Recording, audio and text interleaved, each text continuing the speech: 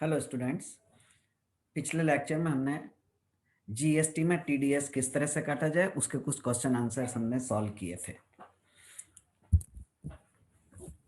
आज हम जो रिमेनिंग क्वेश्चन आंसर्स हैं उसके बारे में बात करेंगे। कल हम पढ़ चुके हैं what is TDS, who is liable to deduct tax,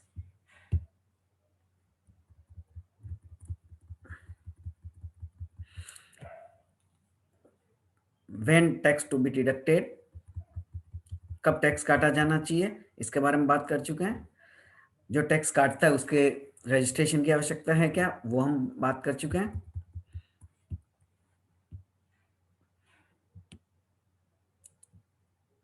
कौन सा फॉर्म में क्या करना है ये भी हम बात कर चुके हैं। अब नेक्स्ट पॉइंट आता है,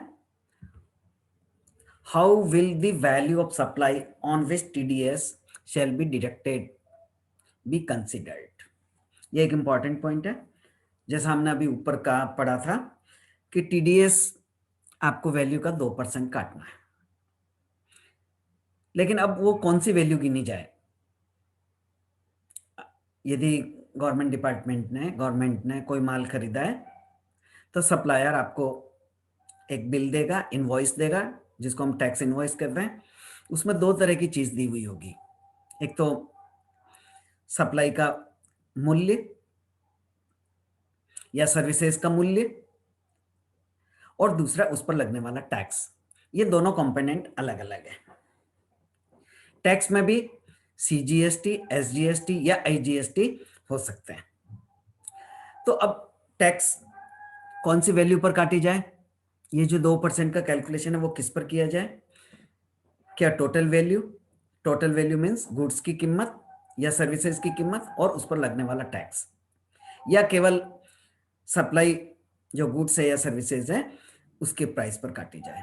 तो एक्ट में ये क्लियर कहा हुआ है कि जो टीडीएस काटा जाना है वो केवल सप्लाई की वैल्यू पर काटा जाएगा, न कि टैक्स पर काटा जाएगा। टैक्स पर टैक्स काटने से डबल इफेक्ट हो जाता है, इसलिए उस पर नहीं काटेंगे, केवल उसकी प्राइस पर काटी जाएगी। एक छोटा सा एग्जांपल इसमें दिया है, supplier A make a supply worth ₹5,000 to be, the rate of GST is 18%.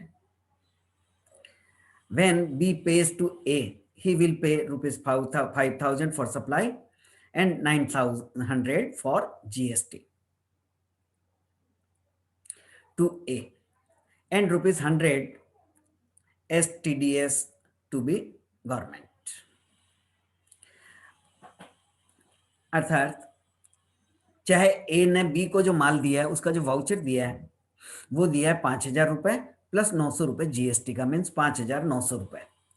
लेकिन जो टीडीएस काटा जाएगा वो केवल 2% होगा ₹5,000 पर।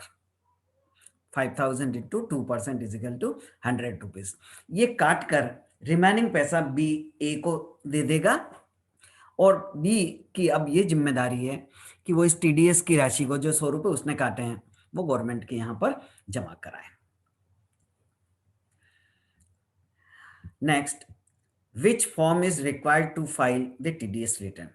जिस व्यक्ति ने ये पैसा काटा है और पैसा सरकार को जो जमा करा दिया है, उसको इंफॉर्मेशन देने के लिए कौन से फाइल करने होंगे रिटर्न्स, उसके बारे में बताया है। For purpose of deduction of tax, the value of supply is to be taken as the amount excluding the tax indicated on the invoice.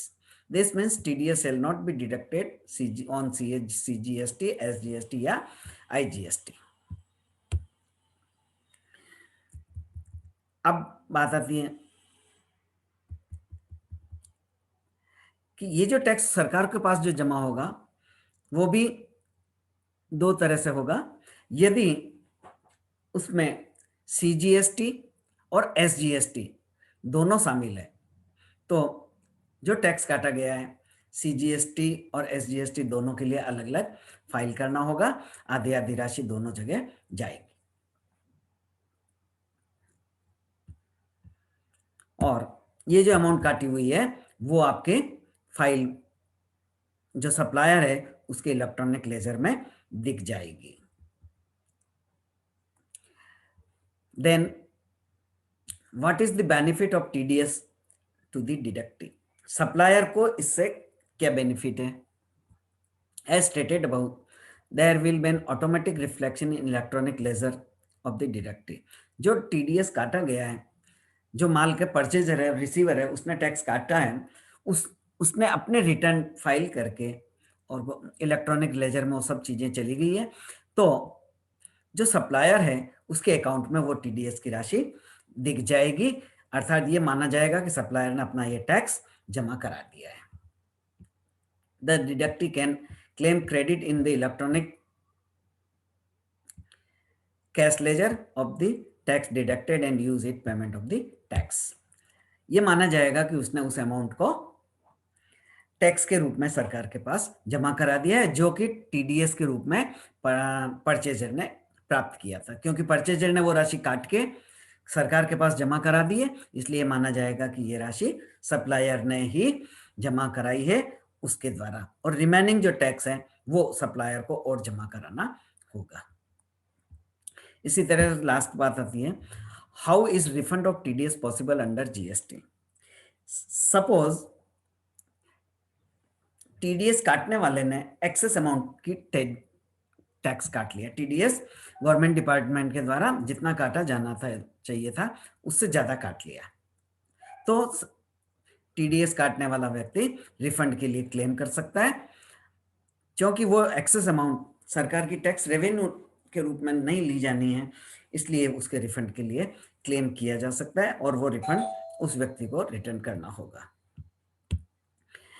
लेकिन अगर ये अमाउंट डिडक्टी अर्थात सप्लायर के इलेक्ट्रॉनिक लेजर कैश लेजर में पहुंच गई है, उसमें चढ़ा दी गई है, तो फिर टैक्स काटने वाला व्यक्ति इसका रिफंड क्लेम नहीं कर सकता, वो उस व्यक्ति के अकाउंट में ही जमा मान लिया जाएगा और वो अपना सप्लायर उसके बारे में क्लेम कर सकता है। अगर एक्सेस जमा हुआ है तो वो रिफंड की क्लेम भी कर सकता है या अपने पेमेंट के रूप में इसको दिखा सकता है। Thank you.